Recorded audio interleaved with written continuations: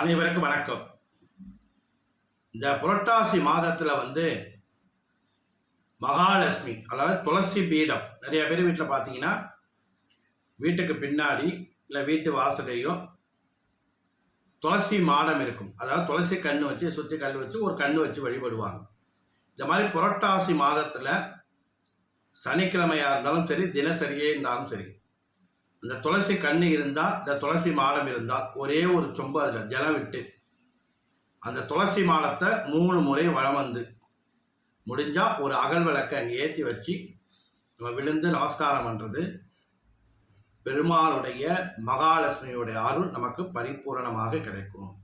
இல்லைங்க எங்கள் வீட்டில் துளசி மாடம்லாம் இல்லை, ஒரு துளசி கன்று தான் வச்சுருக்கோம் அப்படின்னா தாராளமாக அதை குளிச்சுட்டு ஒரு காத்தால் குளிச்சுட்டு ஒரு சொம்பு ஜலம் விட்டு அதை என்ன பண்ணுறீங்க அப்படின்னா ஒரே ஒரு விளக்கு ஏற்றி நம்ம அந்த துளசி மாடத்தை துளசி கண்ணை 3 முறை வளம் வந்து விழுந்து நமஸ்காரம் பண்ணுறது மகாலட்சுமியோட அருள் நமக்கு கண்டிப்பாக பரிபூர்ணமாக கிடைக்கும். இது புரட்டாசி மாதத்தில் பண்ணுறது தினசரியே பண்ணலாம். புரட்டாசி மாதத்தில் பண்ணுறது இன்னும் கூடுதல் சிறப்பாகும். நன்றி, வணக்கம்.